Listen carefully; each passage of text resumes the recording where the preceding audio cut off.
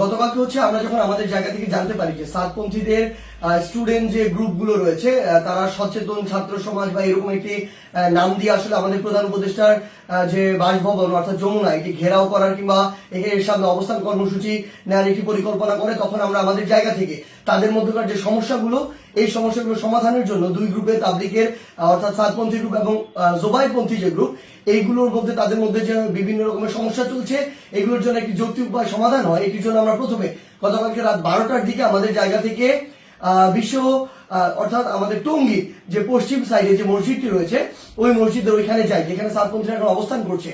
সেই জায়গাটিতে আসলে আমরা গিয়ে তাদের সাথে রাত 12টা থেকে প্রায় 2টা পর্যন্ত কথা বলি এবং তাদের জায়গা থেকে তারা যে চিন্তাটি করেছিল সকাল 10টায় এখানে তারা অবস্থান কর্মসূচি ঘোষণা করবে এরকম একটি কথা ছিল এবং তারা বলেছিল এটি কেন, কারণ তারা মাওলানা সাদ সাহেবের ভিসা চায় এবং তারা তাদের জায়গা থেকে 5 দিনে জোর করার 20 থেকে 25 তারিখ পর্যন্ত জোর করার একটি দাবি জানায়।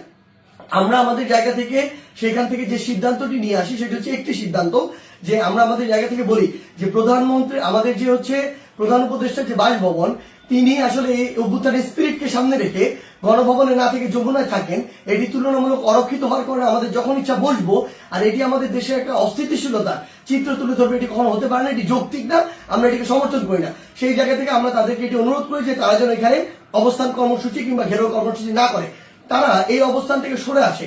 তারা তাদের জায়গা থেকে স্পষ্টভাবে দুইটি দাবি জানায়। এক নম্বর যে দাবিটি সেটি হচ্ছে যে তারা মাওলানা সাদ সাহেবের ভিসা নিশ্চিত চায়, দ্বিতীয়ত তারা 20 তারিখ থেকে 25 তারিখ 5 দিনের জোর করতে চায়। আমরা তাদের কাছে বলি যে 5 দিন করে যাবেন কিনা এই কমিটমেন্টটুকু যদি আপনাদের থাকে যে 25 তারিখ আপনাদের যখনই শেষ হয়ে যাবে তখন আপনারা চলে যাবেন, তাহলে আমরা আমাদের জায়গা থেকে এই দুইটি দাবি নিয়ে আরেকটি যে গ্রুপ রয়েছে যারা এখন কাকরাইল মসজিদে অবস্থান করছে জোবাইরপন্থী গ্রুপ এবং সেখানে হেফাজতের নেতৃবৃন্দ রয়েছেন তাদের সাথে আমরা গিয়ে কথা বলবো। তারা যখন এই কথাটি দেয় যে তারা এই কমিটমেন্টটি করছে 25 তারিখে তারা ছেড়ে দিবে, আমরা সেখান থেকে রাত 2টার দিকে কাকরাইল মসজিদে আসি। সেখানে আমাদের জোবাইরপন্থীদের যারা মাওলানা রয়েছেন, যারা সিনিয়র নেতৃবৃন্দ রয়েছেন তারা ছিলেন, হেফাজতের যারা সিনিয়র নেতৃবৃন্দ মাওলানা মাদুনুল হক সাহেব, মাওলানা মাহফুজুল হক সাহেব তারা ছিলেন, সকলে ছিলেন। আমরা যখন তাদের সাথে আলোচনা করছি রাত 2টা থেকে 3টা যখন ক্রস করে যাচ্ছে তখন এই আলোচনা চলাকালীন সময় আমাদের কাছে ফোন আসে যে সাতপন্থীদের যে গ্রুপটি রয়েছে সেখান থেকে তারা তাদের জায়গা থেকে ওই যে আরেকটি যে মাঠ রয়েছে যে মাঠটি হচ্ছে ইস্তেমার যে মাঠ, যে মাঠটি সেদিকে যাওয়ার জন্য তাদের 10, 15, 20 হাজার মানুষ আসলে ওই রকম একটি তাদের পরিকল্পনা কিংবা মুভ দেখা যাচ্ছে। আমরা সাথে সাথে সাতপন্থীদের যে মাওলানা আব্দুল্লাহ সহ আরো 2 জনকে ফোন দিয়ে বলি যে আপনাদের সাথে এটি কথা হয়েছে যে আপনারা 10টা এখানে বসবেন না এবং আপনাদের 2টা দাবি নিয়ে আমরা আমাদের জায়গা থেকে এখনই আরেকটা গ্রুপের সাথে কথা বলবো, কালকের মধ্যে অর্থাৎ আজকেই আপনাদের 2 গ্রুপের বসার ব্যবস্থা করব, মাওলানা সাদ সাহেবের ভিসা বা এই সংক্রান্ত আলোচনা সেখানে হবে। এই যে আমাদের 5 দিন যে আপনারা থাকতে চাচ্ছেন এই কমিটমেন্ট যদি আপনারা দেন সেটি নিয়েও সেখানে আলোচনা হবে। যখন আমরা জানতে পারি তাদের দিকে মুভ করছে আমরা তাদেরকে স্পষ্ট করে বলি আপনারা যদি সেদিকে মুভ করেন আমাদের আলোচনা চলাকালীন তাহলে আপনারা আমাদের আলোচনাকে অসম্মানিত করছেন এবং আমাদের প্রতি যে শ্রদ্ধাটুকু রাখা উচিত আপনাদের সেটুকু আপনারা রাখছেন না। সেটি যদি করেন তাহলে আপনাদের পক্ষে আমাদের অবস্থান থাকবে না, একদম ক্লিয়ার বলে দিই। এবং আমাদের জায়গা থেকে এরকম কোনো মেসেজই ছিল না যে আপনারা ওইখানে চলে যান 5 দিনের জন্য অবস্থান নেন। এটা কোনোদিন আমরা একটা প্রতিনিধি দল কখনো বলতে পারি না। এটা পুরো একটি সরকারের বিষয়, মন্ত্রণালয় বা উপদেষ্টাদের বিষয় এবং প্রশাসনের সামগ্রিক একটি ডিসিশন।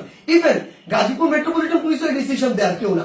সেই জায়গা থেকে তারা এইসব কোনো কিছু তোয়াক্কা না করে যেটা হলো যে সেখানে এই দখলের বিষয়টিতে সেদিকে চলে যাওয়া হলো এবং ফাইনালি এখানে একটি সংঘর্ষ ঘটলো, যেই সংঘর্ষে 3 থেকে 4টি প্রাণ আমরা হারিয়েছি। আসলে সবচেয়ে গুরুত্বপূর্ণ কথা গতকালকে আমরা তাদেরকে বলেছি যে তাবলিগের আসলে আপনার যে কাজগুলো করছেন এগুলো তাবলিগের স্পিরিটের সাথেও যায় না, এগুলো ইসলামের মুসলিমের স্পিরিটের সাথেও যায় না, কোনো কিছুর সাথে যায় না। এখানে আপনাদের ব্যক্তিগত গোষ্ঠীগত কোন জিনিসের মানে বহিঃপ্রকাশ আপনারা এখানে ঘটাচ্ছেন, ক্ষোভের হোক দ্বন্দ্বের হোক এই বহিঃপ্রকাশগুলো ঘটাচ্ছেন। এবং সবচেয়ে গুরুত্বপূর্ণ বিষয় হচ্ছে যে এই জিনিসটি হয়েছে এখানে এটা সম্পূর্ণ অনাকাঙ্ক্ষিত এবং আমাদের মতের বাইরে গিয়ে এই বিষয়টি আসলে গতকালকে সেখানে হয়েছে এবং আমাদের আলোচনাকে শ্রদ্ধা বা সম্মানটুকু জানানো হয়নি এবং আরেক পক্ষের সাথে আলোচনা চলাকালীন সেখানে এরকম আক্রমণ এবং রক্তাক্ত ঘটনা ঘটেছে।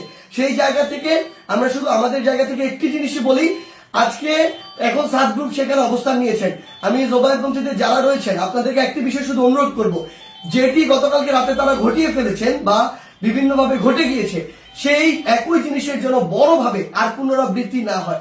কাউকে না কাউকে আসলে এই পরিচয়টুকু দিতে হবে যে আপনি যে তাবলীগ দ্বীনের প্রচার ইসলামকে ধারণ করেন, এবং এটার জন্য আমাদের এই রক্তারক্তিটি এড়াতে হবে। আমরা যেন এই মনে না করি যে এখানে জীবন দিয়ে দিব আর শহীদ হয়ে আমি জান্নাতে চলে যাব। আমরা আমাদের ক্ষুদ্র জ্ঞান থেকে মনে করি এটা শহীদ হয়ে জান্নাতে যাওয়ার কোনো জায়গা হতে পারে না, এটা কোনো উপায় হতে পারে না, বরং এটা তাবলীগের মধ্যে, ইসলামের মধ্যে, মুসলিমের মধ্যে, দেশের মধ্যে একটি বিশৃঙ্খলা সৃষ্টি করা হচ্ছে। আমরা প্রশাসনকে উদাত্ত আহ্বান জানাই আমাদের জায়গা থেকে, গতকালকে যারা এটার সাথে সংশ্লিষ্ট ছিল, জড়িত ছিল, তাদের দৃষ্টান্তমূলক শাস্তি দিতে হবে।